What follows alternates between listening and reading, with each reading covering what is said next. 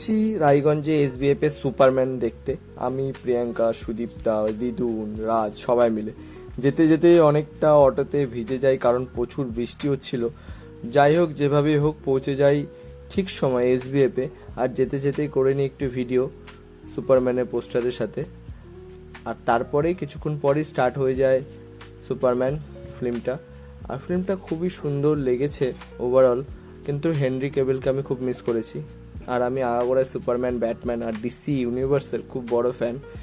যতটা মার্বেলের না, মার্বেলের ফিল্ম আমি দেখি না অতটা, আমি ডিসি ইউনিভার্সকেই বেশি পছন্দ করি আর কি। তারপরে হয়ে যায় ইন্টারভেলে পপকর্ন নিয়ে আবার ঢুকে পড়ি ফিল্মটা দেখতে। আমি হেনরি ক্যাভিলকে খুব মিস করেছি, কিন্তু সবাই বলেছে এই সুপারম্যানটাও কিউট আর সত্যি ভালো, কিন্তু হেনরি ক্যাভিলের মতো একটা সিগমা ব্যাপারটা সুপারম্যানের মধ্যে ছিল না। অ্যাকচুয়াল সুপারম্যানে এক একটা ক্যারেক্টার এক এক টাইপের হয়।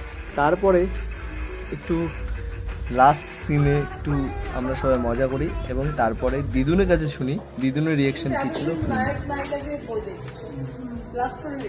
আচ্ছা, আমাদের সাথে সুপারম্যান দেখে তোমার কেমন লাগে? আরে ভালো মানে সুপার এক্সপেরিয়েন্স মানে বোরিং ফিল করতে গেলে তাহলে তুমি রক দিলা আমাদের, একদম রক দিলা। বেরোনোর টাইমে গল্পতে একটু স্টে করি আমরা এবং গল্পতে কিছু অর্ডার করে খাওয়া দাওয়া করি। আর তারপরে আমি প্রত্যেকবার যখন আসি গল্পতে আমি একটু এগুলো সব লিখি। আর কি দেখতে পাচ্ছ তোমরা, দেখতে পাচ্ছ কি না কি লিখছি সেটা আমাকে কমেন্ট বক্সে জানিও। তো চলে এবার